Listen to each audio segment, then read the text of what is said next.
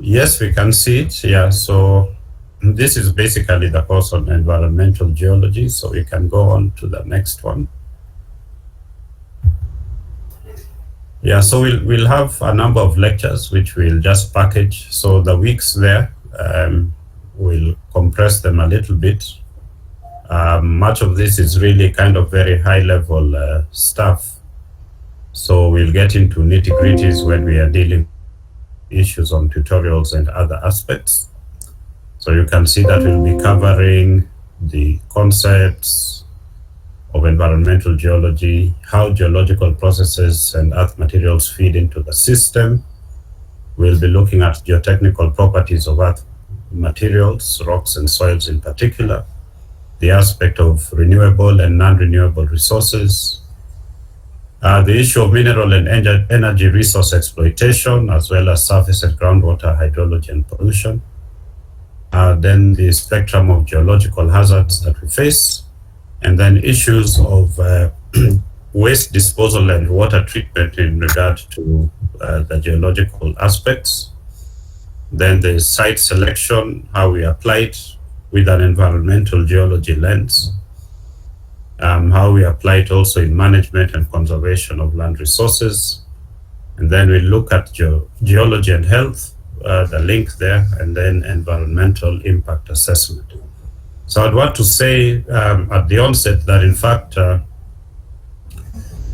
this particular area of geology is one of those which has the fastest growth rates now in terms of careers in the 21st century.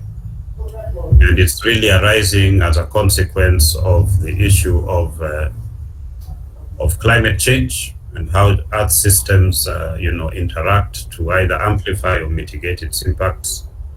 We also have the issue here of moving from fossil fuels to non-fossil fuels. So the renewable and non-renewable energy resources within those particular realms need now to kind of be balanced out.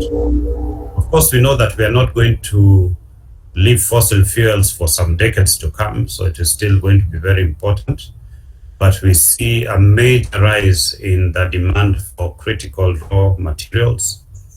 And this is as a consequence of having to move to non-fossil fuels. So like, for example, the demand for lithium and copper and other materials which go into batteries and others has already shot up by 6 times what it was about 10 years ago. And because of this, even mining activities are being ramped up. So we are facing a lot of hazards, particularly relating to pollution aspects. So this becomes also very important. We see the importance again in terms of engineering. And during the lectures, we'll see why this is extremely important. And the fact is that the baseline parameters are changing because the climate is changing. So a lot of other factors that we would consider normally in terms of safety levels have to be also amended. Health is, of course, a particularly major issue here because we rely a lot on the earth and its soils and water and the plants that grow in it for our health. And we do know that there are very close links here. There's also links with dust-related diseases and others because of maybe extended droughts and other aspects. And then, of course, we will look at the environmental impact assessment, the process, and how one goes about carrying it out. And cross-cutting all of this, we'll be looking at man as a geological agent, and also we'll be looking at relevant case studies which look at this issue of the geo-environmental data. So that is basically how the course outline is going to be running. All right, so I'll pass it then over to Dr. Masai to continue. And then maybe I'll join you a little bit later, because right now I'm going into a meeting for a certain proposal with a deadline of today in the evening. But I'll be back as soon as we finish those discussions. So over to you, Dr. Masai. Thank you very much. I'll start by introducing what environment is, because we are saying we are learning about, or we are talking about environmental geology. So when we talk about the environment, what are we basically talking about? We are saying that environment can be defined as a total set of circumstances that surround an individual or a community. So there are quite a number of things that surround an individual. We are talking about the air, we are talking about the vegetation, we are talking about the soil, all those particular circumstances that surround an individual or a community, that is what we call an environment. Now, when we talk about environment, it includes two aspects. Of course, we have the physical aspect. Now, the physical aspects of the environment are well known. Like when we talk about the air or the gases that are involved in the air, the oxygen, the CO2, the gases that we normally talk about is part of the physical conditions. We have the various landforms like the folds, the faults, the volcanoes, we have gases, we have water and water bodies. All these particular aspects that we find in the on the surface of the earth or wherever an individual or a community exists, and these particular aspects normally affect an individual or a community, is what we call physical conditions, or those are the physical conditions that normally affect the environment. Now we have the social and cultural aspect. Somebody else would call them the human aspect. Now, human aspects, social and cultural aspects, normally also affect the environment, or they also form a part of the environment. So in this particular case, we are talking about the aesthetics, like the beauty that we see in the environment, why landforms or why various features are located where they are. We have the economics, we have the ethics. Ethics is things to do with character. And all these particular social and cultural aspects normally affect or normally surround an individual. So in other words, what am I simply saying is that we cannot talk about an environment without talking about the physical aspects and also talking about the social and cultural aspect. Like for instance, when I'm talking about culture or cultural aspects, like in a home setting, we have various houses that are normally built in a home setting. And of course, the way people build homes or the way people organize their environment is normally probably based on the culture. Like we have the way the Maasais put up their houses. Now we have places where the way people put up their livestock, the buildings that are on the surface of the earth, probably the way urban settings are normally constructed, all those are but cultural aspects or social aspects that normally affect the environment. Definitely, both the physical and the social aspects or the social cultural aspects, they normally affect the behavior of an individual. What am I simply saying? I'm simply saying like the landforms that we normally have will affect the way people behave or the way a community behave. Like in Kenya, we'll talk about, we have different groups of people that run and they come from a particular environment. We would always associate like the Kalenjins with running. Would we say that it is the landform that is affecting their behavior? Now, at the same time, the culture will also affect the behavior of people. Like, for instance, the way people normally dress, the dress code of various people, we can easily tell that this particular person is a Muslim, basically by the way they are dressing. So probably their cultural upbringing normally affects their behavior. So environment is defined based on the physical aspects and based on the social and cultural aspects.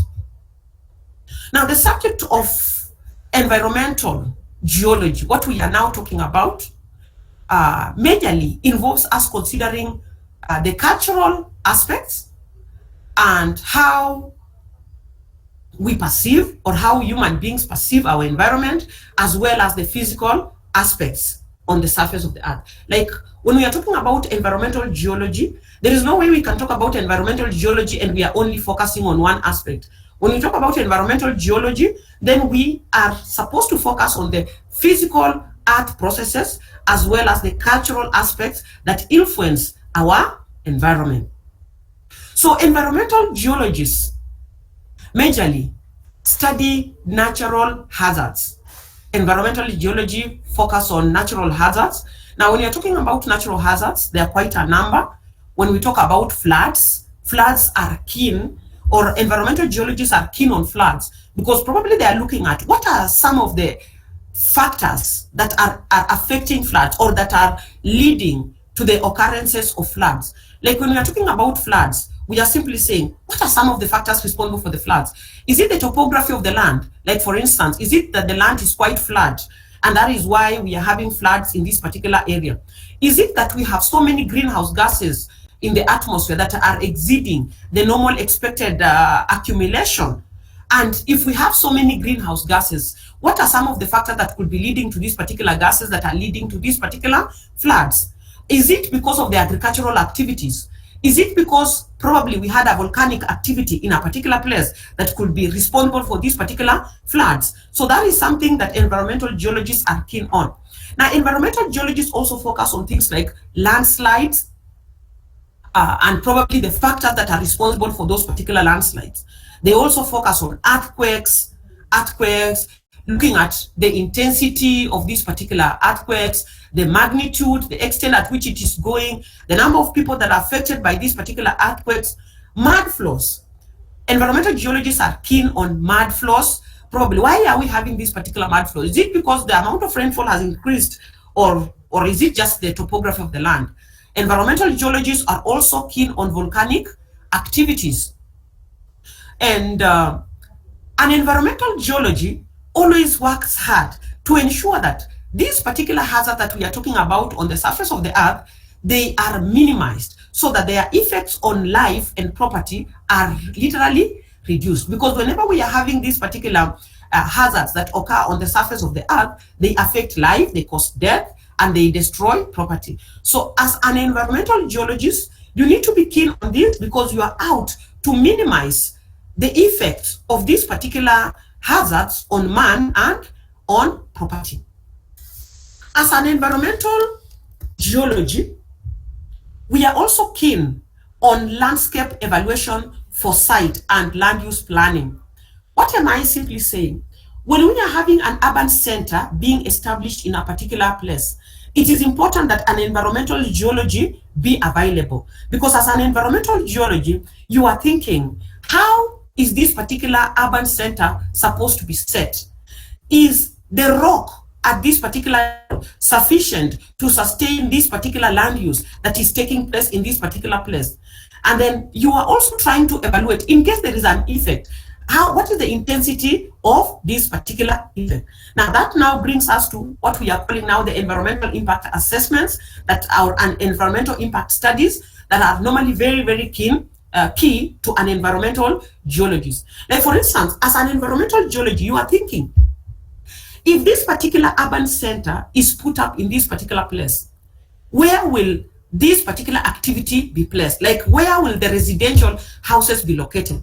Where will the industries be located? And if these particular industries are located in this particular place, what are the effects of the effluents that are coming out of these particular industries on man? Where are the wastes? Like, if we have these particular industries, these particular wastes, where are they being deposited? Are they being deposited on man or in water bodies? Are they being deposited on land? And if they're being deposited on land, what is their effect? And when we are talking about this particular effect, if we have this particular effect, can these effects be monitored, or can they be resolved?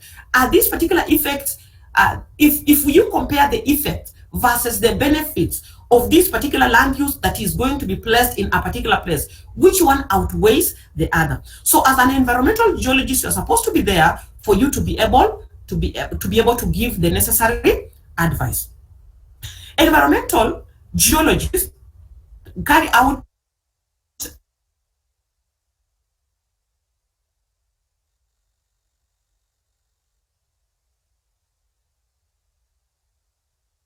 be able to monitor the soil type in a particular place and be comfortably be able to say this particular soil type can be able to be used for this particular activity. this is the particular place where we can carry out, this particular mineral can be found in this particular soil and it can be used for this. Now, this particular place, we can put up a forest, we can put up a planted type of forest in this particular place because this particular forest can be of use to man. But when we are talking about this other place, we cannot be able to carry out mining in this particular place, probably because the land is steep or the nature of the land is steep. If we carry out mining in this particular place, it could be detrimental or it could affect lives. So environmental geologists are keen on evaluation of earth materials to determine their potential use as resources. Okay. I would want to hear from you as a group. What else do you think environmental geologists can also engage in, apart from those ones that I've talked about? Cecilia?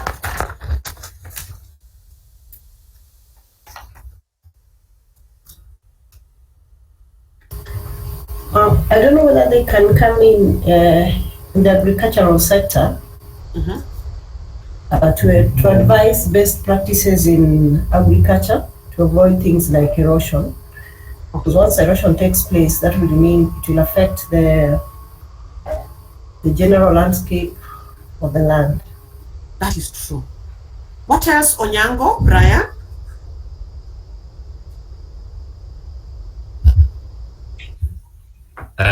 I was thinking of okay, I think most of the areas have been covered within the fields you have mentioned, but just to mention the constructions, when maybe a construction is to be sited somewhere, environmental geologists are of great importance to give advice on if it is okay to go with the construction or not. Okay. Dosen, your thoughts?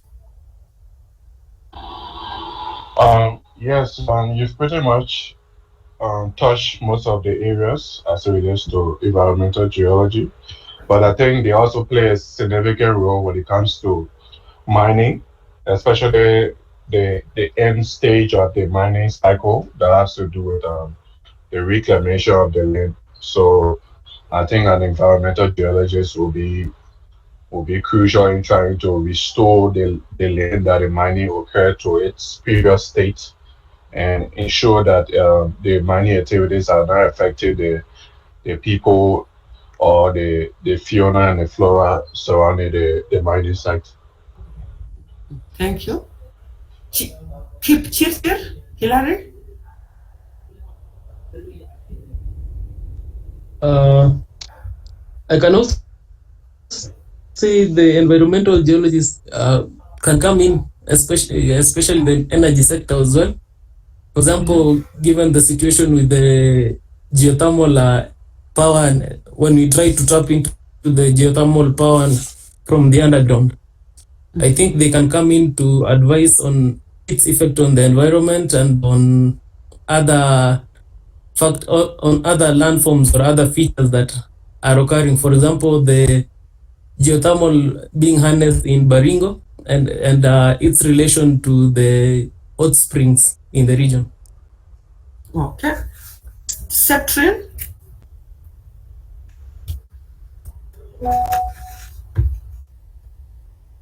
Kanamai?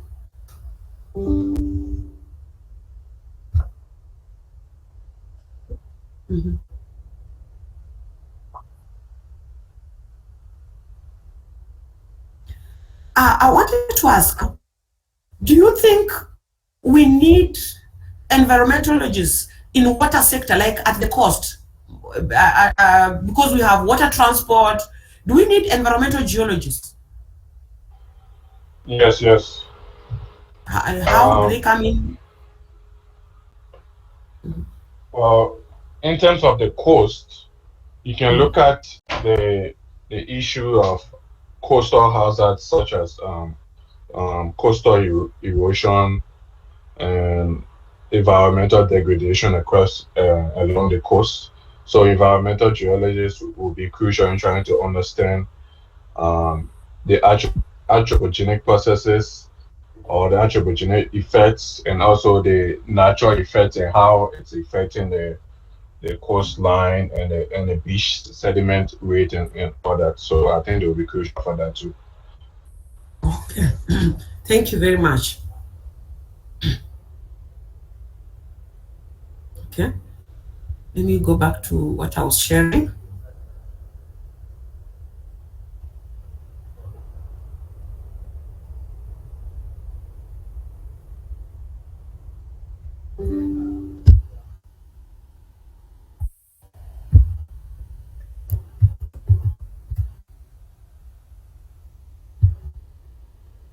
Now, we have a few terms that I would want us to introduce that we may be using in this particular course. The first term I want us to look at is cybernetics. Like when you hear the word cybernetics, I don't know whether you've already come across it, but this is the science of controls. Cybernetics is basically the science of controls. It involves study of how physical and biological systems are regulated. Physical and biological systems are regulated. Now, when we are talking about physical systems, it's like probably activities that involved physical activities like maybe volcanicity, soil formation. And now, when we talk about biological systems, now, biological systems are systems that contain aspects of life, like probably the life on Earth, plants, animals. So when we a science that involves the systems are regulated, we can use one word like cybernetics. So we normally have on this particular Earth or on the surface of the Earth, we have naturally what we would call systems. And of course, when we talk about a system, most of the time, the word systems help us to think about linkages. So when we talk about systems, we are talking about linkages. So in definition, in this particular case, when you talk about a system, it's basically a part of the universe that is isolated, is thought or in fact for the purposes of study or observing changes occurring on the various imposed conditions. Maybe let me make it look a little bit easy. So when we are talking about a system, we are talking about a network that is a bit isolated. Like talk about water, a system like maybe the system, like say the way water is released from the water body, and then it evaporates, and then it condenses, and then it falls back again as rainfall. That hydrological cycle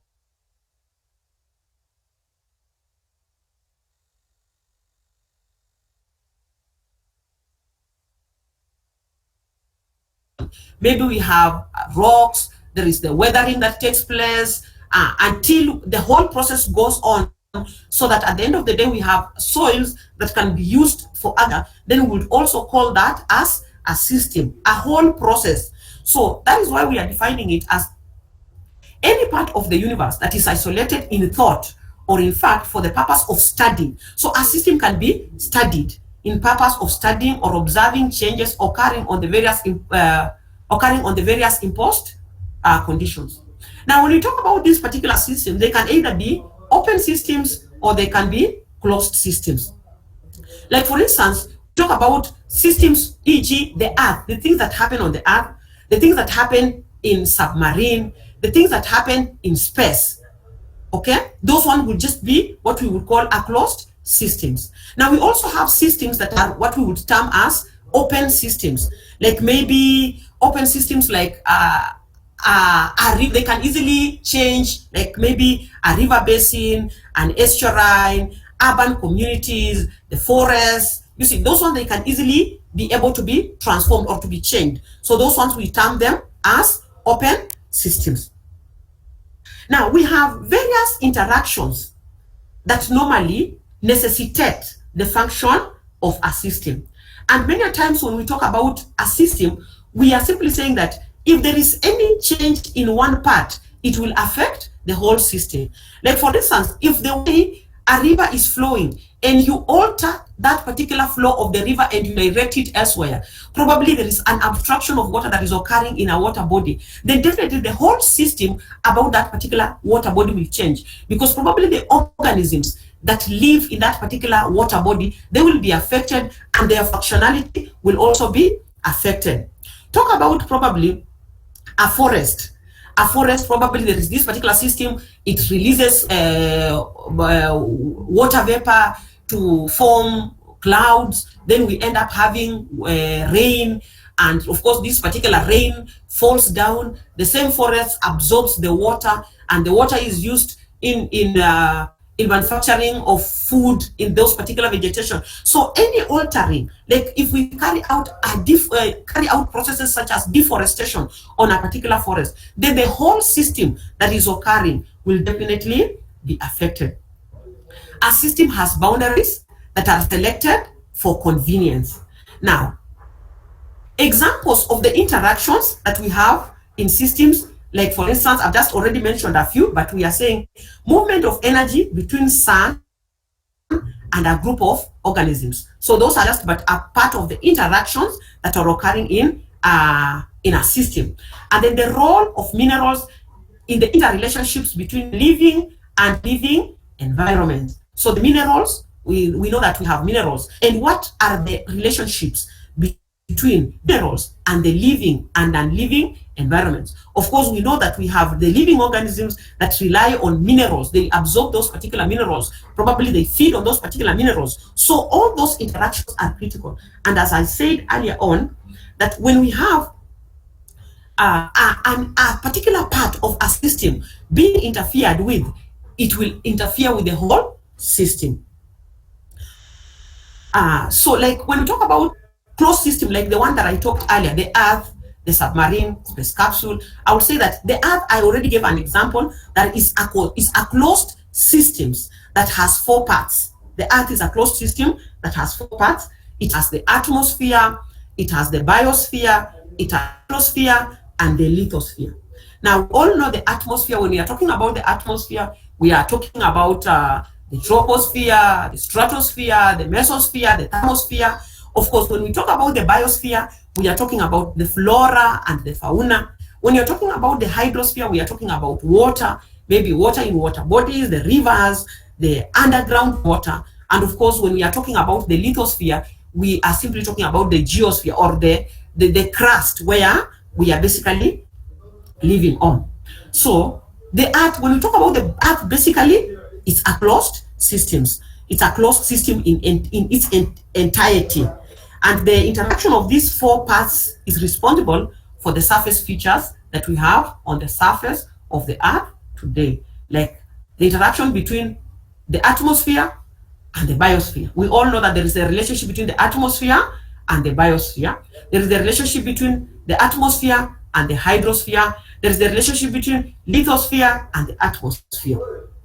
So if somebody would want you to help probably us identify probably in your own perspective, what do you think is the relationship between biosphere, or the hydrosphere and lithosphere, or lithosphere and hydrosphere?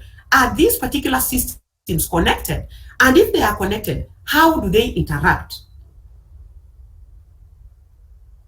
Let me give you as an example to make your life easy. Like I would say, the atmosphere contains gases, like for instance, the CO2, and the CO2 is very, very critical in biosphere. That is in the whereby plants normally use that CO2 in photosynthesis. Now, at the same time, there is a relationship between biosphere and hydrosphere, because probably the biosphere releases water molecules that condense to form clouds, and these particular clouds form rainfall, and the rain falls and increases the amount of water. That is basically the hydrosphere. What do you think? Do we have a link between the lithosphere and the hydrosphere? Or do you have any link between any other link that you know, the atmosphere and biosphere? I want to hear your views on this. the linkages between these particular closed systems.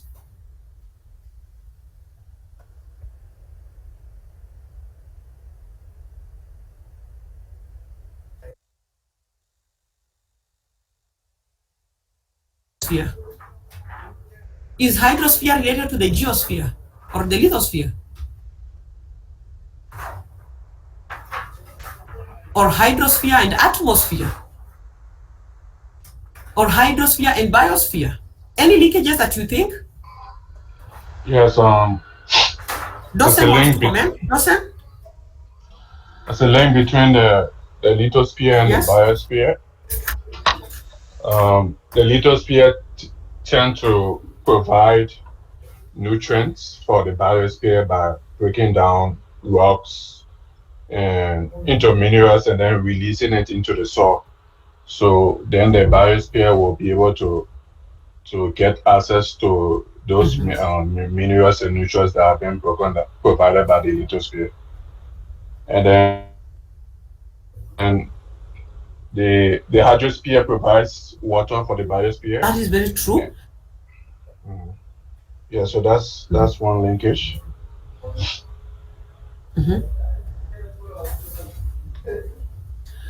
Dawson, I also want you to comment still on, you're talking about the lithosphere provides minerals for the plants, the biosphere. I want to hear a link between lithosphere and biosphere, but in this case, animals.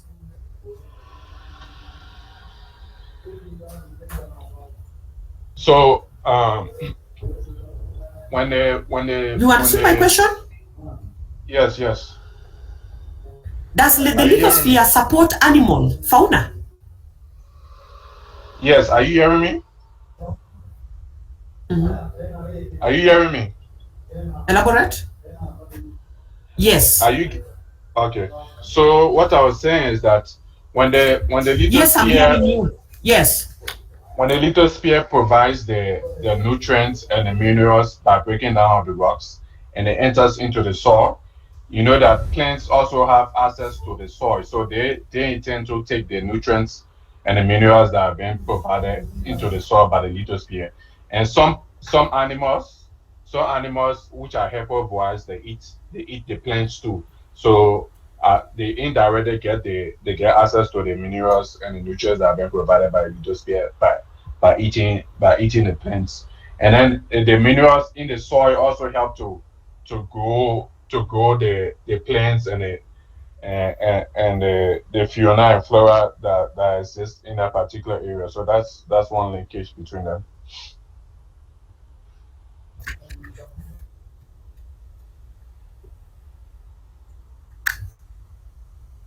Okay. I also wanted to bring to your attention that the lithosphere is a habitat for various animals. We find that we have so many animals that live in the lithosphere, the burrowing animals. Yes. Any other one before I move forward? Kiprop? Any two linkages? Maybe I can. Go on. Go on, Kiprop. Maybe I can comment on lithosphere and hydrosphere in terms of hydrogeologic cycle, whereby there is a movement of water from the atmosphere through to ground, through the fractures, and it comes out through springs and faults.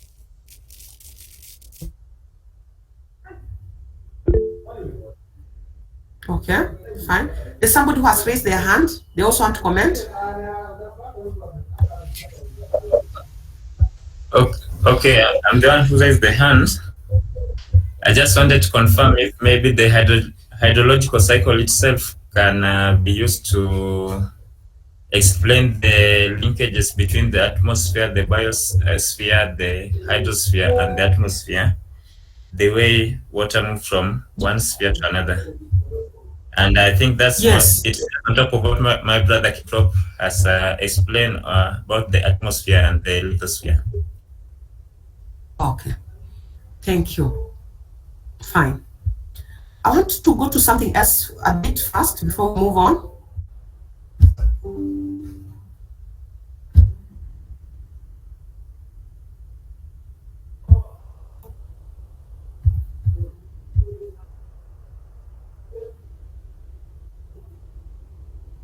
Now, when we talk about the geological systems, they are normally many a times very hard to control.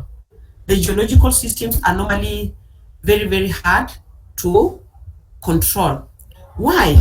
Because when you're talking about these particular geological systems or geological hazards, many a times when they occur, there is the issue of the scale, the magnitude, and many a times the power that is normally involved is normally quite intense. Like for instance, when you are talking about a landslide or a mud flow,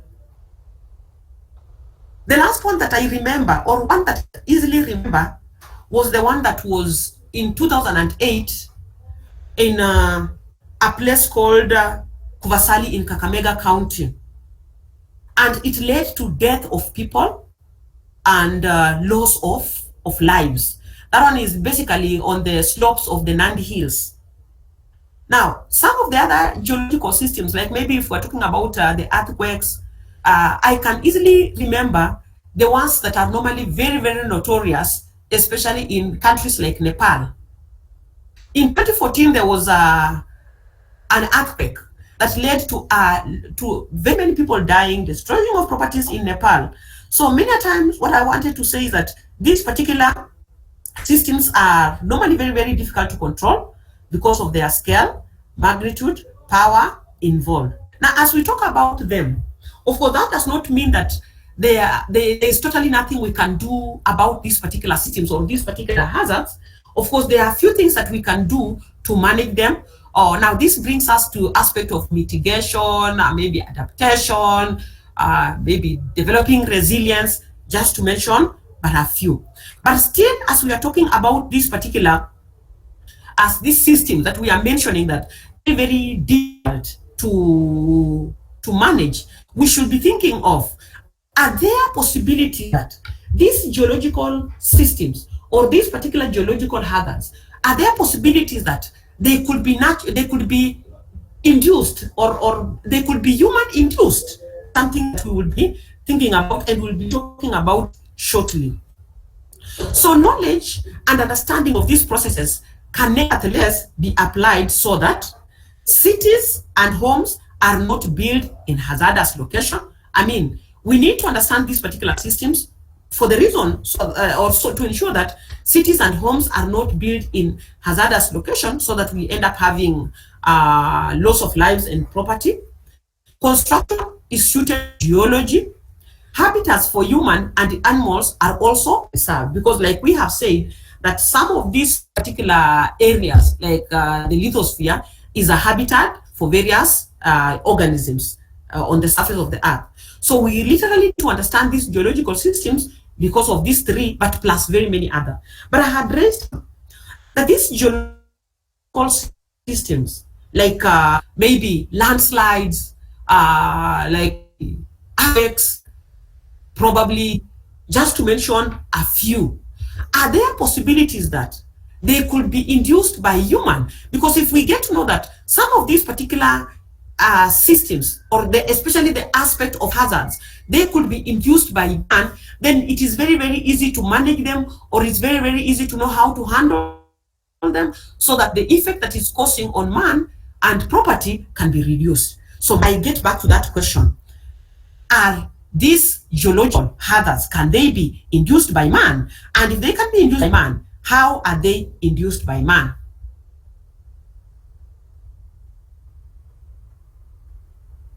Cecilia?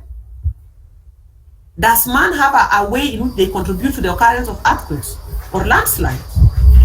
But maybe we talk about landslides, where human activities contribute to deforestation, and especially depending on the slope.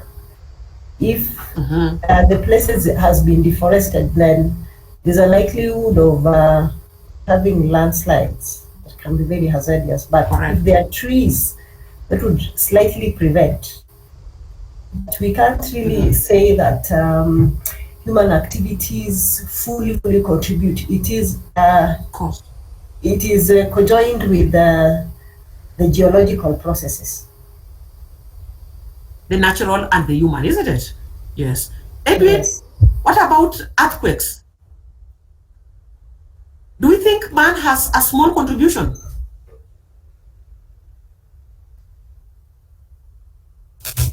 In terms of earthquakes,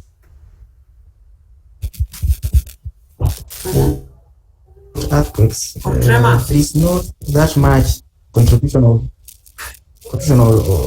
human being, but a little bit of it through maybe, for example, if you talk about the movement of railways, it might cause a little tremors. And maybe to add a little bit in terms of Sorry, we lost you. Can you hear me? Yes, proceed. Yes, proceed. Yeah, I was talking about the land moving materials, maybe underneath through, it might cause subsidence.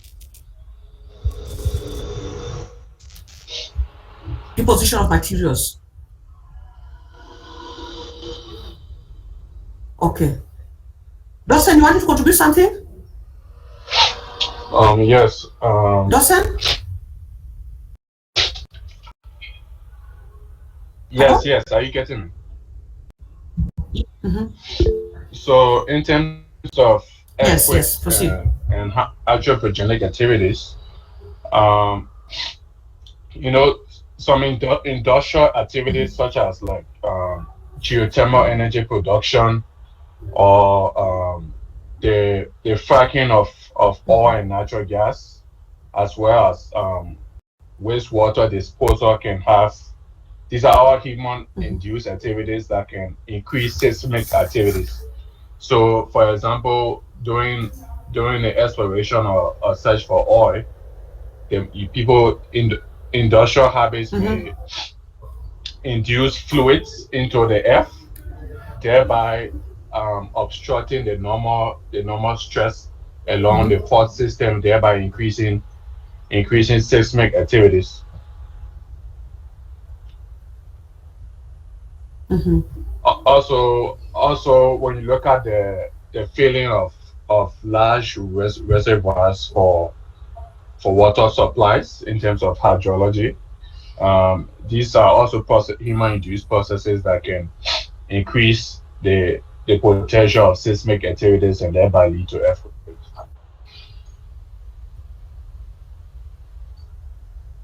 Okay. Thank you.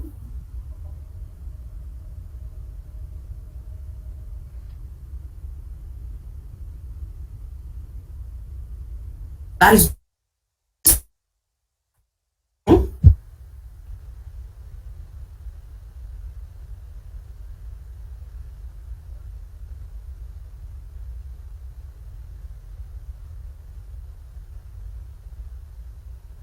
for us.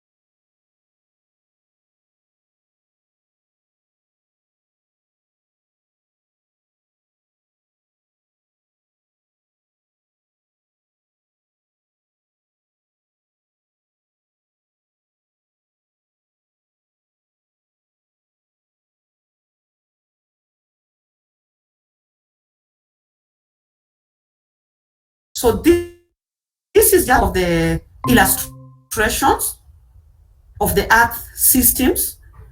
We have the atmospheric circulation that is right here. We have the hydrological cycle. We have the hydrosphere and the connection, of course, from the sun. And then we have weathering and erosion. We have landscape evolution, movement, solar, internal heat. I've realized Prof has arrived. Prof, would you have something to comment on this?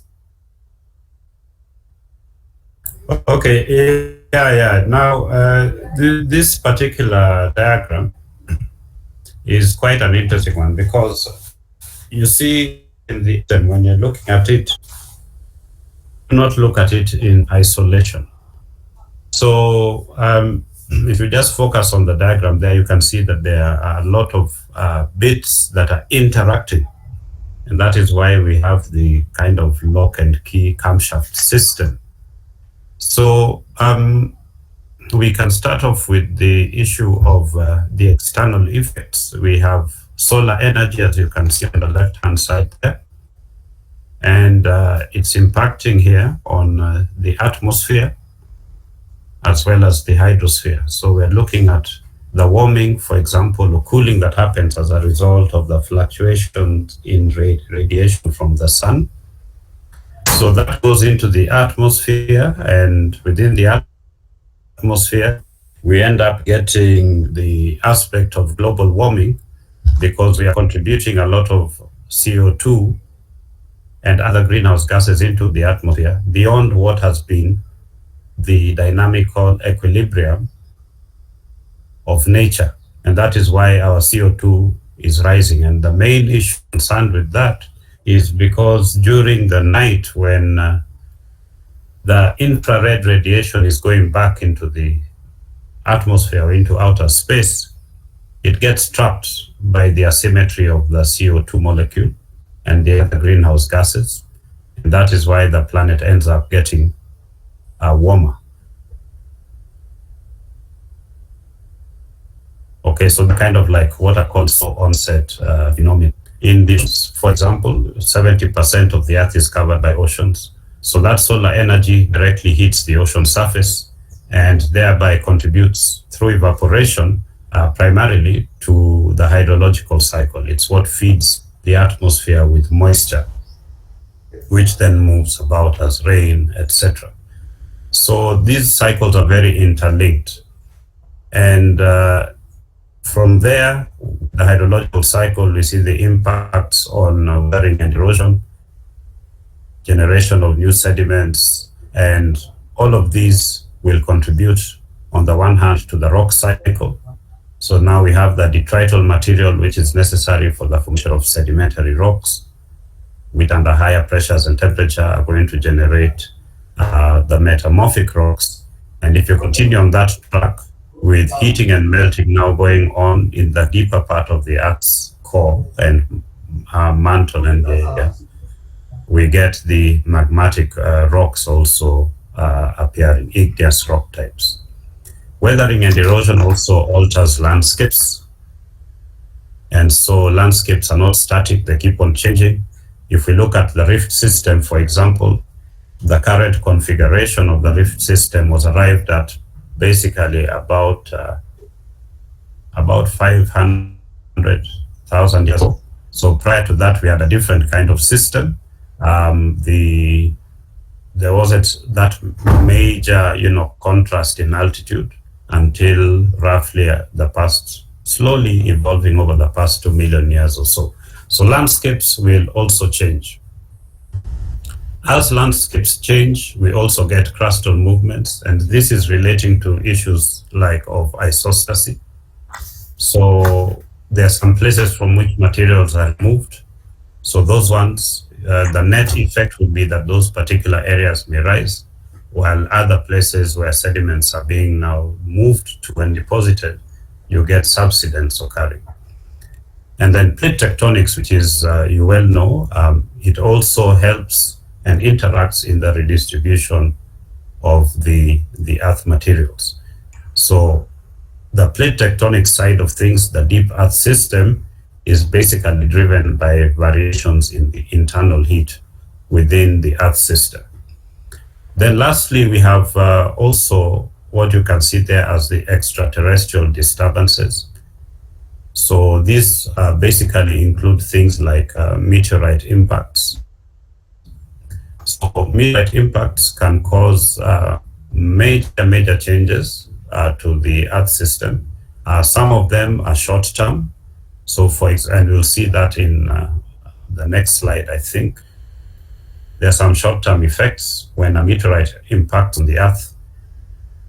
But then there are also some other long-term effects like extinctions.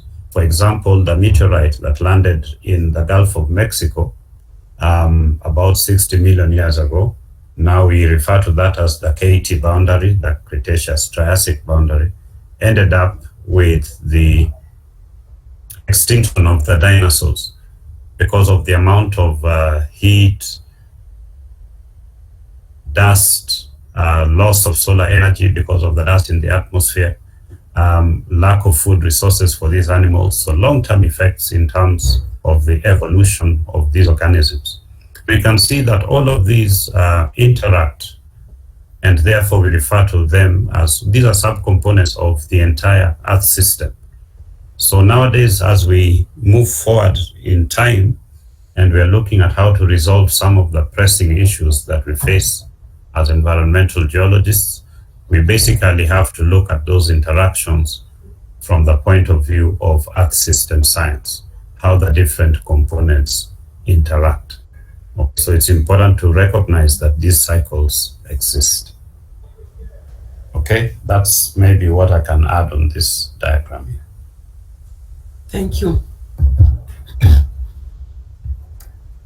Any question?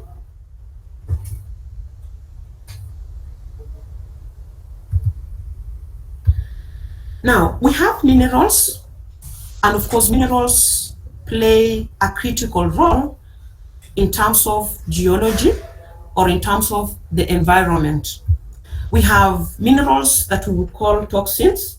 Toxins are substances that are quite poisonous, and if these toxins, if these substances that are poisonous are released into the atmosphere, of course they affect man. They can affect man directly. Some of them, they can affect the troposphere. Some of them, they can affect water bodies. So naturally, they would affect the environment. So among the toxins that are available, we have Hg, which is mercury. We have cadmium, I guess CD is cadmium. And then we have adenite. We also have carcinogens. Carcinogens, based on my understanding, they normally increase the chances of somebody getting things like cancer. We have examples of carcinogens. We have asbestos. Asbestos basically are silicate minerals. And then we also have silica sand. And then we also have radiological hazards. Radiological hazards like uranium, thorium decay series. Now those ones, they affect the body. They affect the body naturally. And then hazards arise also from bulk chemistry, trace impurities, physical state. Prof, add something?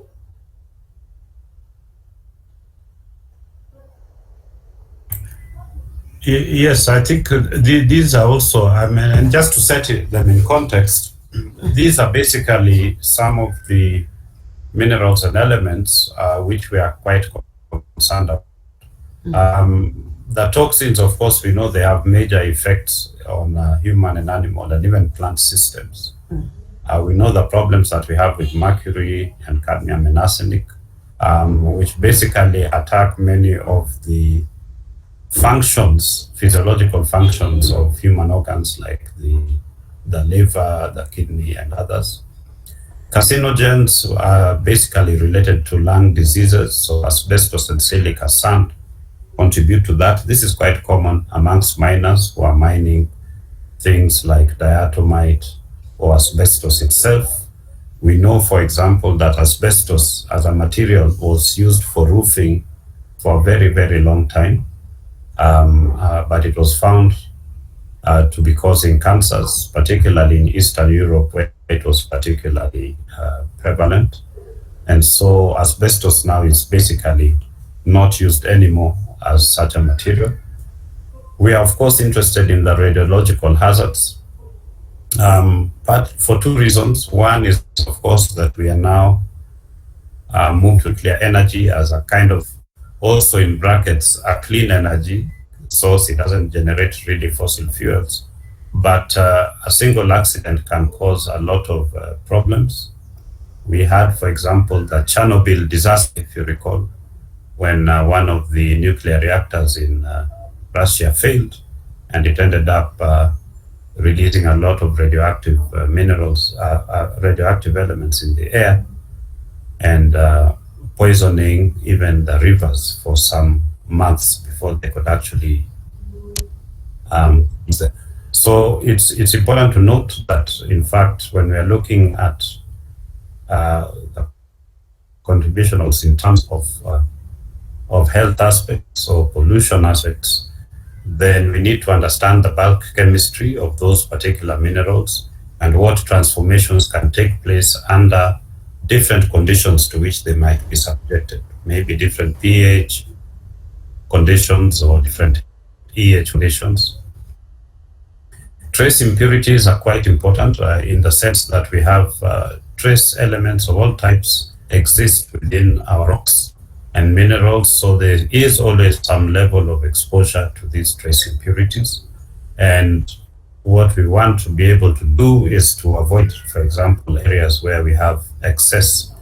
A good example was in UK some time back, where they built a housing estate, and uniquely they found that the people in this particular area were having issue of what is this thing called? The thyroid gland. They had thyroid gland issues, and it came out that the soil in the area and the water had very, very low iodine content, and so they were not getting enough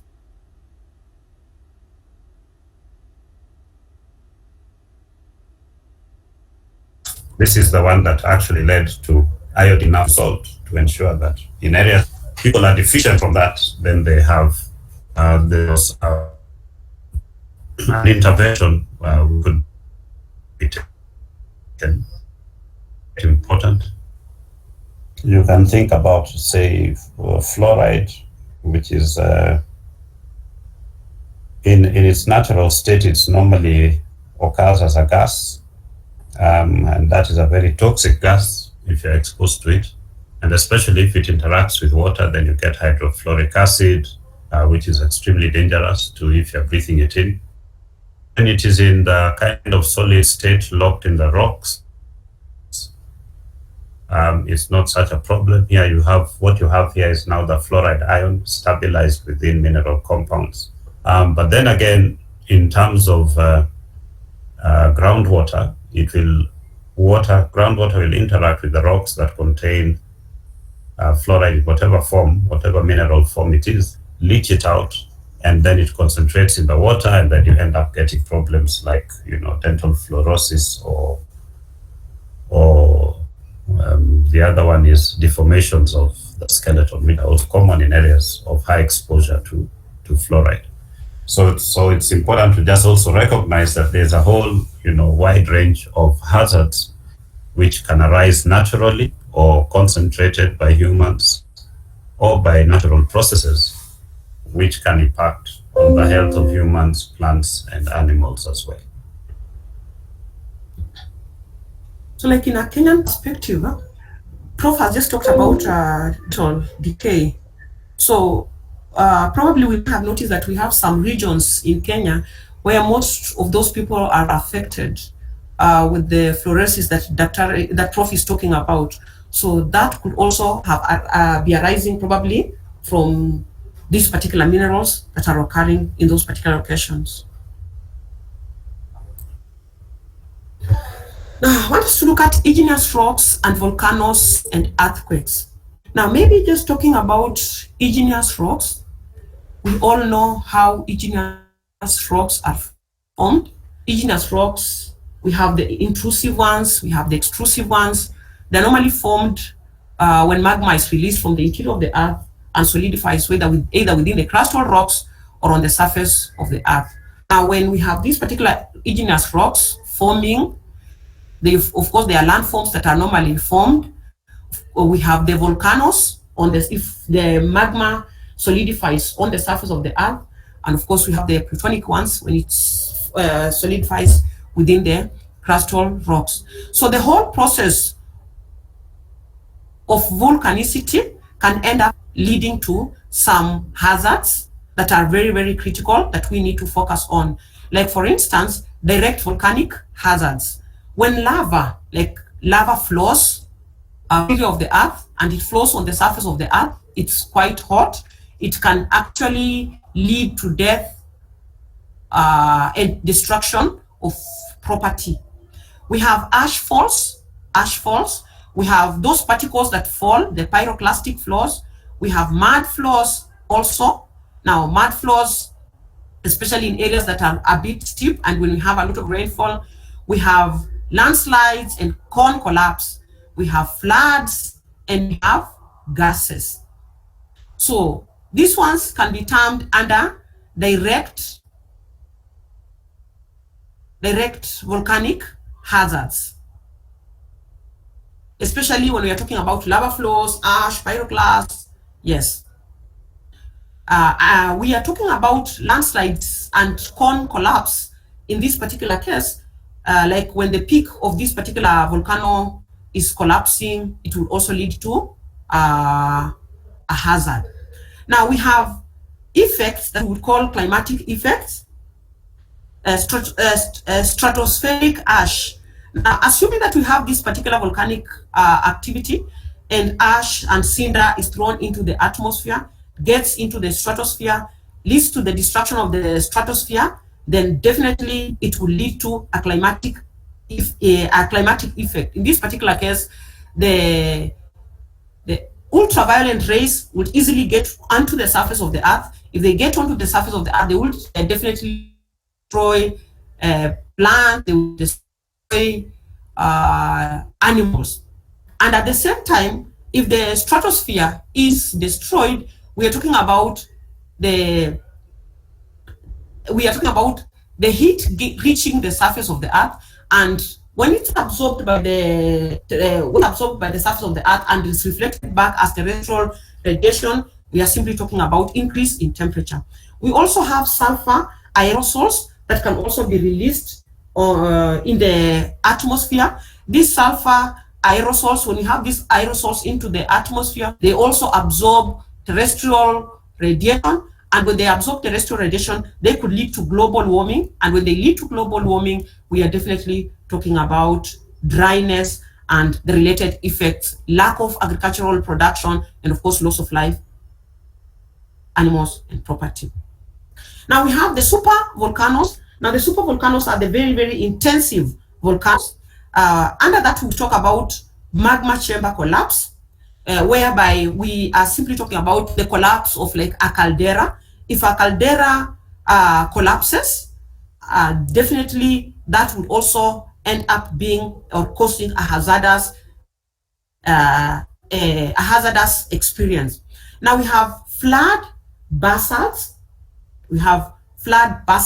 Prof, talk about flood basalts. Okay, right. Yeah, so the flood basalts are important in this sense that these are basically very low viscosity lavas. So they spread out very fine wide, and so they can destroy a fairly large area around the collapse and render it really useless for any other purpose until a fairly long enough geological period of time has passed for formation of soil and for rejuvenation of the environment, basically the way it was prior to that. And then they can also be layered. So there can be a series of eruptions for these supervolcanoes. And so you end up with quite extensive changes within your landscape.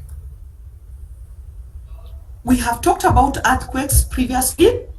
We talked about earthquakes, and we are simply saying that the occurrences of earthquakes can lead to loss of life and loss of property.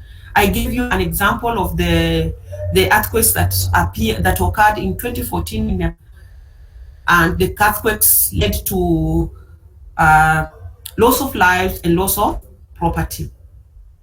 And when we talk about earthquakes, it is important for us, though I know there is a whole topic where we'll be talking about causes of earthquakes, but it's important to know that the major causes of earthquakes is the action that normally take place at the plate boundaries. Now, the plate boundaries can either be constructive, they can be destructive, and at those particular plate boundaries, say when the plates are moving towards each other, or when the plates are moving away from each other, it could also create a line of weakness that could lead to the occurrence of earthquakes. We also talked about, on a minor scale, we have earthquakes that, of course, man will also contribute to the occurrences of, or will facilitate the occurrences of earthquakes. And you are giving as an example, you are giving me examples a few minutes ago of how this would happen.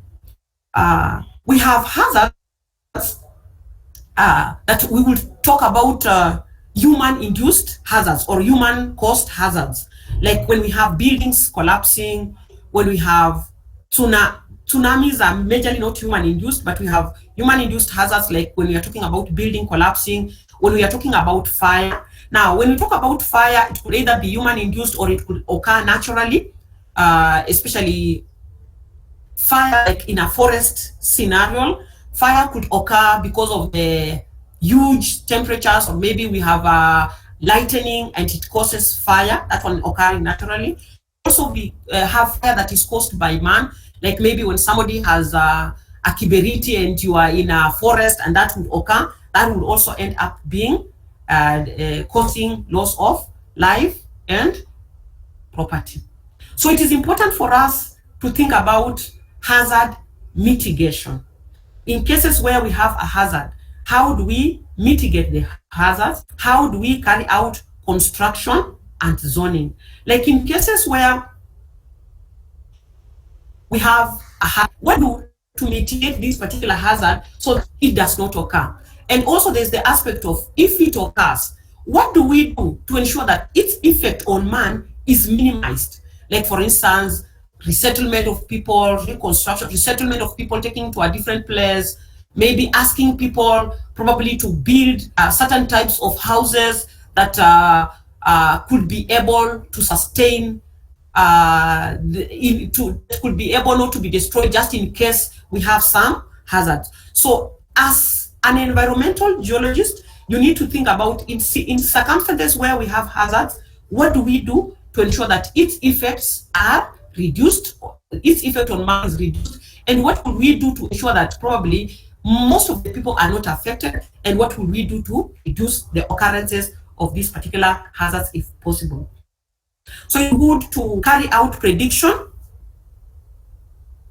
so that you will be able to foretell, basing probably on the previous experiences. You can easily be able to tell that there are chances that this particular hazard would occur at this particular point. There are short-term predictions, and then there is a long-term prediction based on the seismic gaps, like it occurred at this particular point, then when next could it occur? And then when we are talking about short-term, like what are some of the factors that are predisposing this particular region that will make you think that this particular region could likely experience an earthquake, and when you or a natural hazard.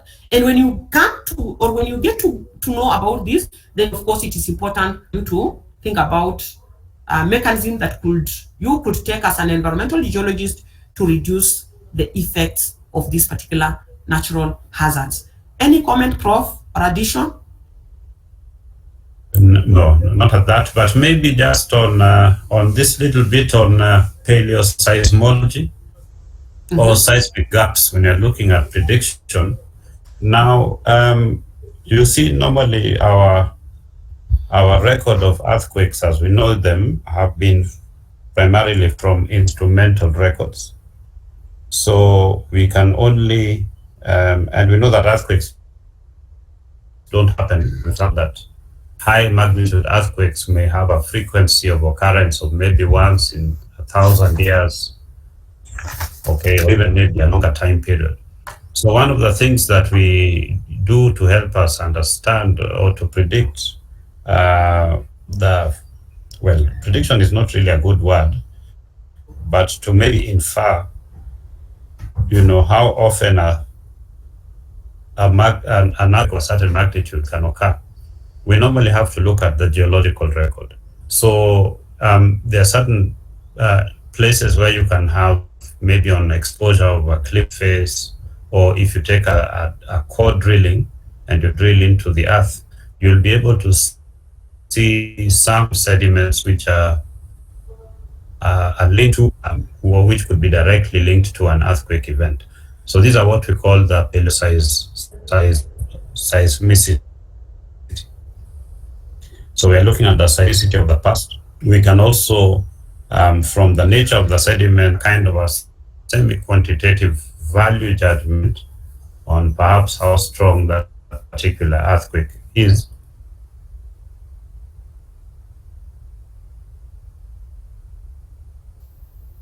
Even other parameters that do show up. So looking at helping to get better, timings on the frequency of occurrence of earthquake. So remember, I'm saying frequency rather than prediction, because in prediction, saying tomorrow, like in weather, it's going to rain. That is a prediction. We cannot say with respect to earthquakes that tomorrow we are going to have an earthquake, okay? Or that it appears that in this particular region, the likelihood of an occurring is at an interval of, say, 10 years or 30 years or 100 years or 1,000 years. Okay, that's it. Thank you for the contribution. Any question?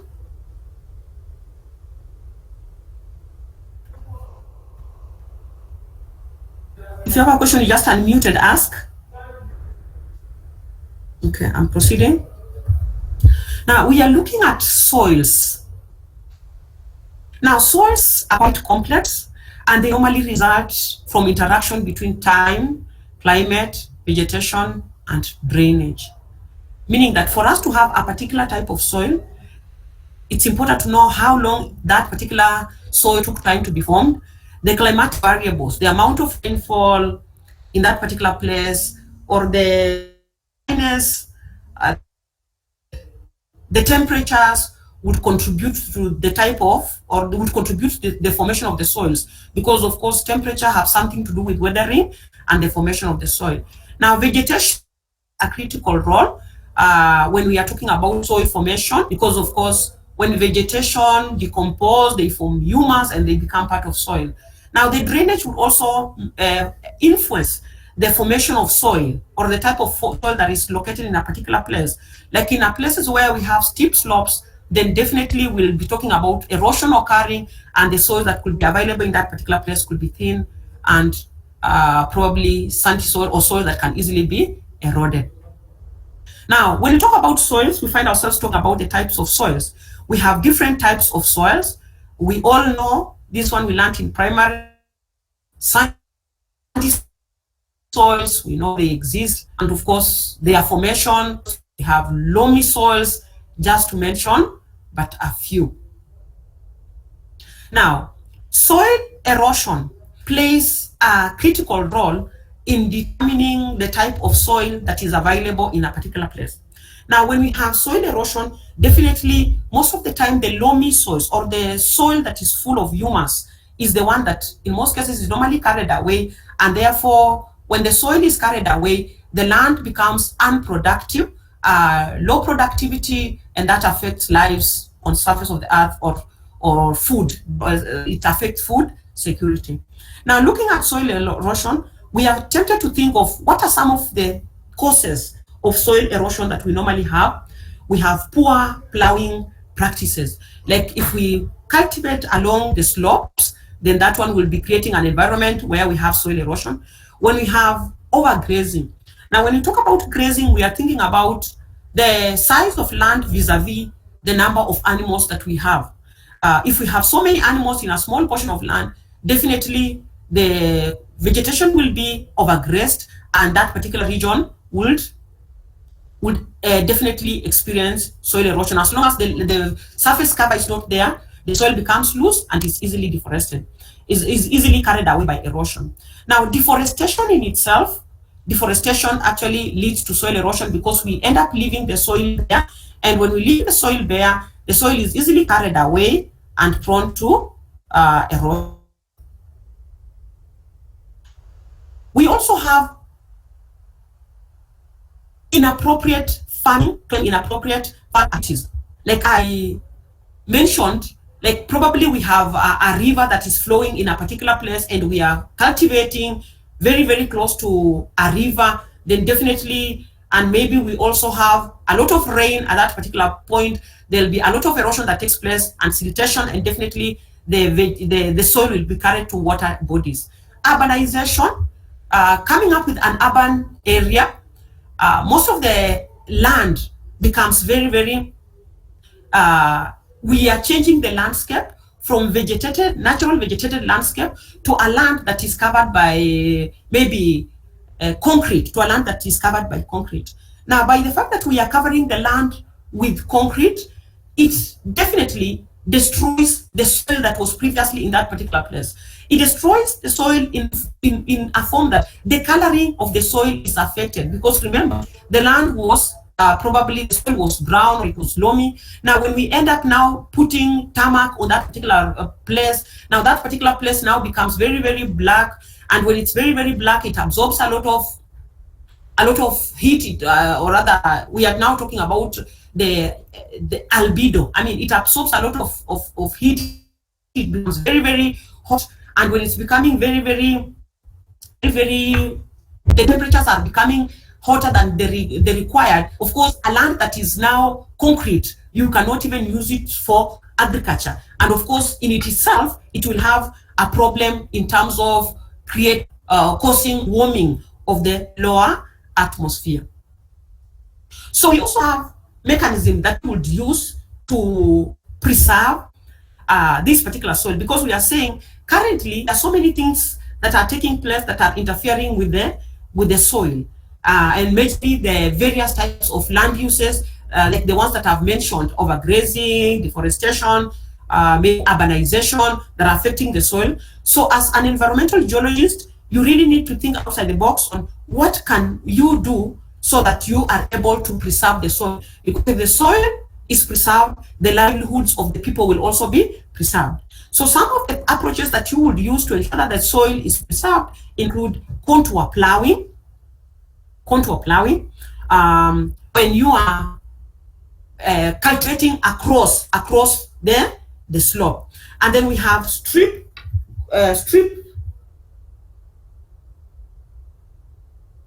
cropping, whereby you are partitioning your piece of land in long, narrow strips, so that when you use a particular strip, you know well that after I'm using this, next I will use the other one. And then till agriculture, whereby you are leaving the land for a particular period, so that it can be able to rejuvenate without growing of crops, so that it can be able to rejuvenate, and you can go back to that particular land. And then we have reforestation as an approach to protect the soil, or to preserve the soil, or to conserve the soil, whereby maybe if a place had been vegetated and then it was deforested, now you take the initiative of now going back to plant trees in that particular region, or to ensure that there is vegetation in that particular region. As long as there is vegetation in that particular region, that will preserve the soils. And of course, I'm sure Prof will say, as you carry out reforestation, it may be very, very critical for you as an enologist to think about the type of plants that you are growing there, so that you're looking at the soil and saying, if I have to preserve this particular soil, I need to the crops that are suitable for this particular, the plants that are suitable for this particular, probably the trees that are native in this particular soil, so that I'm not just growing the trees and have trees, but I end up creating another problem because probably I'm putting there or they lead to the destruction of the originally available species, so that we end up talking about destruction of species diversity. Any addition, Prof? No addition, just continue. So now we are talking about weathering and erosion and coastal properties. Weathering, erosion, coastal processes. To start with, we are talking about floods. Now, floods are hazards, of course. Times we have a lot of rainfall in a particular location, and another predisposing factor will be the nature or the topography of the land. So when we talk about floods, we have different types of floods. We have river floods, floods along a particular river. And then we have coastal floods. I'm sure you know some of the rivers that normally flood. And when it floods, it leads to a lot of destruction. We also have coastal floods, which normally occur as a result of heavy rains, storm surges, and high waves that occur during coastal storms. And of course, they normally cause a lot of flooding, and they damage property, they cause loss of life. And this majorly occurs in most cases when we have a storm coinciding with normal daily high tide. Now, we also have floods occurring as a result of dam failure, like this one that we experienced in Nakuru at one point. So the dam that is failing may be a natural or maybe an artificial dam. So those are some of the causes of or the various types of floods. We also have mass wasting whereby we are talking about soil creep, we are talking about mud flows, we are about avalanches, those ones that are falling, the heavy rocks that are falling. We have slumps, I would say semi-viscous, that is the semi-viscous material that is flowing. And then we also have coastal processes like storm surges, erosion, and subsidence of land. Now, all particular activities that I'm talking about, like floods, mass wasting, coastal processes, of course, they affect life, they affect property, and therefore, as an environmental geologist, it is your responsibility to be able to know their occurrences, probably, and be able to think about how could this be managed so that their effects are minimal. Prof, contribution? No, I think this one you can just continue. Yeah. Surface and ground water. Remember at the beginning when we talked about the Earth, we talked about the biosphere, the hydrosphere, the lithosphere.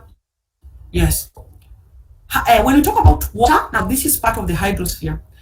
We have surface water.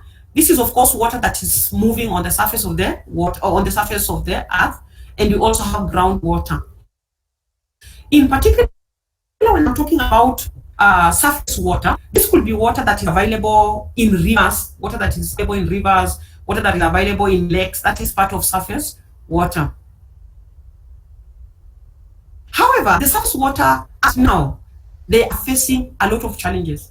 And we already know, probably from our background, that the amount of water that we have on the surface of the Earth is very, very minimal. So the water that we have on the surface of the Earth is minimal, and we also do things that could even make it to be lesser and lesser. Then, of course, that jeopardizes life on Earth. So there is lack of potable water. We are saying potable water is a single greatest hazard to human health, lack of potable water. Now, the problems that arises with lack of water is disease organisms. I guess we are talking about diseases like bilharzia that normally arise as a result of water being polluted. We have contamination by pollutants and sewage. When you have waste like from industries, wells from households getting into the water, then of course this one becomes a challenge to life on Earth. And then we have the aspect of value of water. Like for instance, in Naivasha, we are always talking about abstraction of water from the lake into the flower farms. That reduces the amount of water in the water bodies. And if the amount of water in the water body is reduced because of abstraction, then that makes the life of the aquatic animals in the water, their life being endangered. And of course, the life cycle now becomes a problem. So we all need to take action to ensure that the water is conserved. Maybe that would be to probably our next question, which we will be talking about. Maybe what would we ensure that our water now groundwater. This is waters that we can find in aquifer, waters that we easily see in come out through springs, and then water that we find in artesian systems, and then wells, karst, and then recharge zone. Now this now brings us, does water, does man have any impact on groundwater? Just like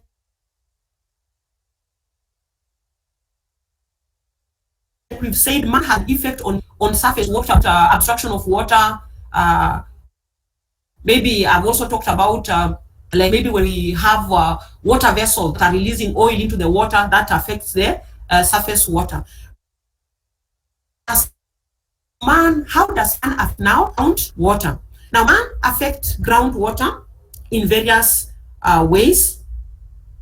Prof, talk about that. Yes, okay, I'll talk about this and then I'll have to log off. So we, at the human impacts on groundwater, one of these is the issue of the cone of depression. So we all know when you drill a borehole and then you abstract water, and because of the pumping rate, the water at the point at which it is entering into the well is at a lower level than the surrounding water. In essence, you get a funnel-shaped area which is now kind of devoid of water. So you have 2 or 3 boreholes which are closely co-located. Then what happens is that this cone of depression from each of the different wells will merge, and the net result is that you get a lowered hydraulic head for the groundwater, so lowered level of groundwater, and you also get less water actually moving into the aquifer system. That one is important, and that is why we normally have these regulations, like in Nairobi we used to have a long time ago, regulation that boreholes should be at least about 800 meters apart. I think these ones have been reduced to maybe 400 meters, but you find that some people are actually drilling even much closer, thereby reducing the lifetime of different boreholes. Another issue is migration of saltwater and contaminants. Saltwater, this is obviously at the coastal zones or areas which are next to quite silent lakes. So you can get migration when the rate of abstraction is higher than the rate at which the aquifer is getting replenished with fresh water, whether it's an unconfined or a confined aquifer system. Contaminants also migrate, and they basically follow the same migration pathways as the groundwater.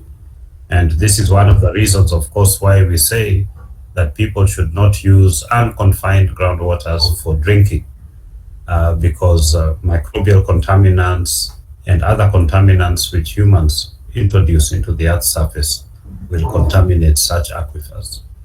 And that is why we also talk about, knowing the wellhead area of a particular well, the catchment area, of a particular well, and then protecting that particular area.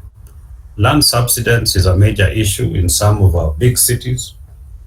A good example is in Mexico, where the Mexico City was actually built on an old lake bed surface, and which had within the rocks underneath there were a lot of aquifers. So these ones having been abstracted at rates higher than replenishment, you get generalized land subsidence occurring, aquifer compaction, and reduced movement or hydraulic flow of water, groundwater, in the aquifer system. And of course, on the surface, the impact is very great because they're directly exposed to human activities. And we have seen a lot of our rivers and lakes getting totally contaminated and unusable because of human impacts. So the issue of protection against pollution and is quite important. And the other issue is sustainable abstraction of groundwater is another very important issue to take into account.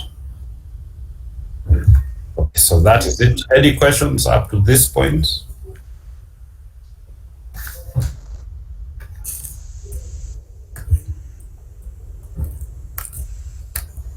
Any question?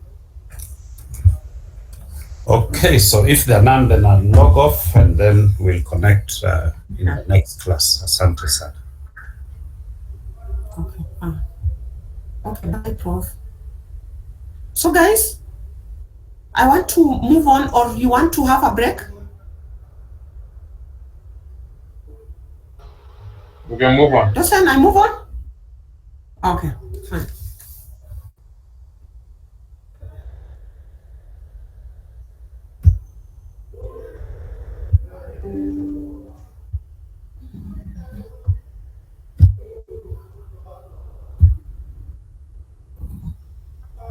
Sorry.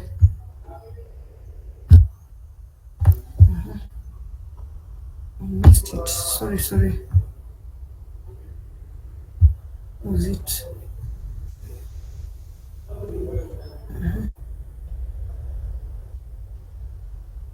Sorry, I've lost it. Huh? Wondering where it is. This one.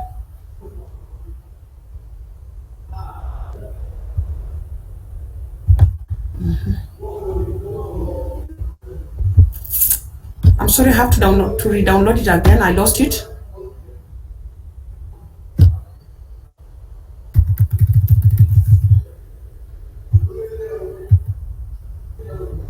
So now we are talking about desertification and wind erosion. Desertification, of course, is the expansion of deserts at the margins due to overgrazing and deforestation. When we carry out deforestation, the extent in which a desert, like for instance, we had a desert that had a circumference of 3,000 kilometers. Now we enlarge that particular desert so that it becomes, say, 5,000 kilometers in circumference. Then we would have said that particular region has encountered a desertification. Now, the major causes of desertification is normally overgrazing. Overgrazing is one of the major causes of desertification, and also deforestation. Like we all know, it is believed that North Africa used to be forested in some pre-Roman times, but as at now, it has undergone deforestation and deforestation and overgrazing to the level that it has now experienced desertification, and we currently have the sub-Saharan. We currently have the desert, like the Kalahari, the Sahara Desert. So most of the sub-Saharan Africa has experienced a lot of desertification. Now, when we talk about wind erosion, I would say, of course, it's particles or soils being carried away from its original location to a different location, and the element of this erosion, in this case, is wind. Now, many times when wind is carried from one location and taken to a different place, of course, the particles or the soil that has been carried can easily be placed in one location to form what we call loess, loess. Now, most of the time, because loess majorly comprises of the soils that are normally carried by erosion and deposited in one single place, that particular soil is normally very, very fertile, and most of the time it's normally used for agriculture. But unfortunately, the region where the soil was carried from is normally left bare and does not sustain agricultural activity, and therefore it affects life. Now, present day, wind erosion strips topsoil. It actually carries away topsoil. And then erosion, this wind erosion normally makes the roots of the vegetation to be exposed. And where the particles or where the soil has been carried to, it actually leads to burial of vegetation. And then wind erosion also leads to respiratory hazard, meaning that it leads to diseases, health-related diseases, breathing challenges, and therefore loss of life. We also have erosion that normally occurs as a result of particles that are normally blown away from the roads. You know, when we have roads and those particles are normally cleared away or carried away by winds, they can also cause erosion, they can also cause wind erosion. And of course, their effects are also available, including those that I've also mentioned about. Next, you know, we are just talking about introduction. So we are touching on many things. We have various resources across the globe. And of course, some of the resources that we have, if I will talk about natural resources that we have, we've already talked about forests, natural resources. But at the same time, minerals are also resources. So the minerals are resources, and we have what we call metallic and non-metallic minerals. And when we are talking about these particular minerals, we need to consider, or when we look at minerals as a resource, we need to always think about these minerals that we have, which mechanism can we use to extract these particular minerals? And the process of extraction these particular minerals, what impact will they have on the environment? Like if I'm extracting these particular minerals and I'm leaving holes on the surface of the earth, if I'm leaving holes on the surface of the earth, what are the associated hazards related to that? Maybe if I am using explosives in trying to pull out those particular minerals, what are some of the hazards related to these particular explosions that I'm using? Okay. So environmental impact is very, very important. Now we have non-petroleum energy resources. Non-petroleum energy resources that we have. A good example of non-petroleum energy resources, we have coal, we have uranium, we have geothermal. We also have petroleum and natural gas as our resources.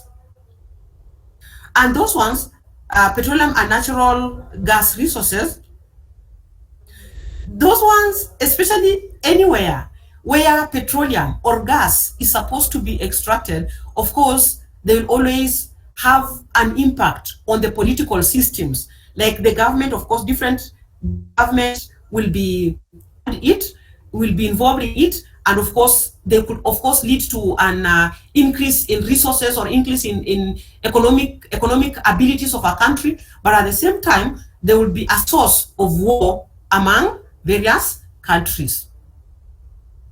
We also have what we call non-conventional energy sources.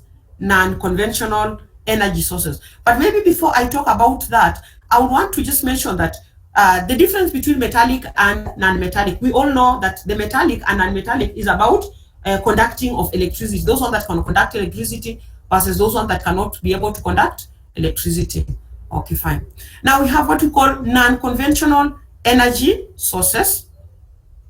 Non-conventional energy sources, we have methane hydrates, we have tar sand, that is oil sands, we have oil shales, we have oil mining, we have hot, dry, geothermal, and we have deep earth gas hypothesis.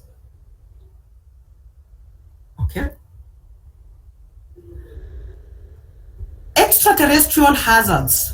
Extraterrestrial hazards. Now, when we talk about terrestrial, we are talking about land. Most of the time, terrestrial, things that are not found in water bodies, things that are found on the surface of the earth. So hazard caused by asteroids, Prof has already talked about this, meteoroids and comets, as they pass near the earth, enter the earth atmosphere and strike the earth or change the interplanetary condition, may affect, of course, the earth, the ionosphere, the thermosphere, and of course, life. Now, the question is, we know that meteorites, asteroids, comets, sometimes they pass and they cause, you know, when they hit the surface of the earth, many times they normally cause a huge hole. They normally cause a huge hole on the surface of the earth, several kilometers. And when they cause that particular huge hole, of course, by the time they are hitting on the surface of the earth, there are people that are dying, this property that is being affected. So the question is it possible for us to predict the impact of these extraterrestrial hazards?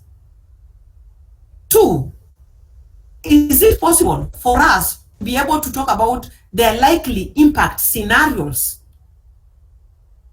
Like, for instance, what is the impact of, say, a meteor or a comet in terms of air pollution? How does it affect in terms of the air? That is, you know, when it hits and the particles are released into the atmosphere. What is its impact in terms of warming of the atmosphere because of the intense heat that is normally generated? The surface impact and the local damage. How many people are affected? What is the extent? We are simply talking about this particular impact in terms of the kilometers, or the damage in terms of the radius.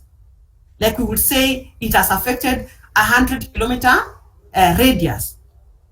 Or we could talk about it has affected 1,000 kilometers. So meaning that the one that is 100 could be of a local impact, but the one that is 1,000 kilometers, then we'll be talking about its impact being global. Okay. Now, what happens during this particular impact in case we have this particular meteor burning or this particular comet falling on the surface of the earth? What do we expect? What do we expect? Are people dying? Do we have earthquakes? So what are the environmental effects? Like, for instance, I've already mentioned about it already, radiant heat and flash burns. There is, of course, a lot of heat that will be generated and a lot of burns that will occur. Blast wave, seismic wave, could it lead to a tsunami in case probably it is hitting in a place where we have water body? Do we have ejecta, the particles that are released? Do we have stratospheric dust that will get into the stratosphere? Do we have gases that are released, gases such as carbon dioxide, sulfur, methane? Okay, will it have an impact on volcanicity? Of course, this is saying it is just but a myth, meaning that when this particular comet or this particular meteorite hits the surface of the earth, could it lead to volcanicity? Of course, not very, very easy, because we all know how volcanicity takes place. Okay. Where now these extraterrestrial hazards, those ones that we have talked about, these meteors, these asteroids, these comets, where do they come from? We have known that asteroids, mostly rock asteroids belts between Mars and Jupiter. They come from Mars and Jupiter. Comets, mostly ice with relative small rocky core from Oort belt beyond Pluto. And then asteroids tend to be slower. They're a bit slower, and they travel at at a speed of about 60 to 70. So in other words, what are we simply saying? This particular extraterrestrial organism, things that are occurring from right up there, they normally occur from other planets. Mostly they occur from other type of planets. On impact, kinetic energy is normally converted into heat and vaporization of the projectile and target. Of course, we are simply talking about when they are moving, some energy is normally generated. They also produce dust, and of course, this dust has the ability of affecting life on Earth, and it has ability to affect the atmosphere as well. So there are diagrams here of a meteor crater that occurred in Arizona. I think Prof mentioned about it, about 50,000 years or 50,000 years ago. And then the way it affected the effects, these are water bodies and the various location or the various areas that were affected by this particular meteor that occurred. We are almost done. We are almost done. So this is just a diagram trying to show, just a diagram produced by McHill companies, and it's trying to show the, what has happened? Sorry. That probably this is the status of the Earth. This is probably the status of the Earth before any impact is, before any impact of, say, a meteor or an asteroid or any effect. Now, after that, of course, we have a meteor that comes probably and it's hitting the surface of the Earth. So we have things changing and things rising on the surface of the Earth. And then the moment the temperatures are rising because of the heat that has occurred, definitely the Earth now is loaded with a lot of dust and ash, because of course this particular meteor is hitting the surface of the Earth. It is hot. It hits the surface of the Earth. We have a lot of heat is generated. A lot of particles are generated, a lot of temperatures are rising, and then after that, of course, it hits the surface of the Earth. The moment it hits the surface of the Earth, a kind of depression is generated on the surface of the Earth. And apart from the dust, the depression being generated on the surface of the Earth, we have particles that are released into the atmosphere. Of course, part of them from the meteor itself, and part of them because of the effect that is hitting on the surface of the Earth. We have the sun, the ash, and the dust. So when these particular dust and ash are released into the atmosphere, of course, they will play a role of absorbing terrestrial radiation. So the moment they absorb, or they are acting like greenhouse gases, the moment they absorb the terrestrial radiation, then definitely we are talking about the warming of the atmosphere. So the atmosphere's temperature now rises beyond normal. So in brief, this is how this particular person tried to elaborate, explain, simply talking about things being at a steady state, then a lot of heat being generated, the meteors hitting the surface of the ground, causing a depression, gases increasing in the atmosphere, dust increasing in the atmosphere, the gases absorbing terrestrial radiation, and when they absorb the terrestrial radiation, because now they are acting as greenhouse gases, those particular ashes, dust, plus all CO2, then we expect the temperatures to increase. Definitely, we are talking about global warming. So that is what we had planned with Prof that we were going to share today. That is what we had planned that we are going to share in our first lesson. Any question?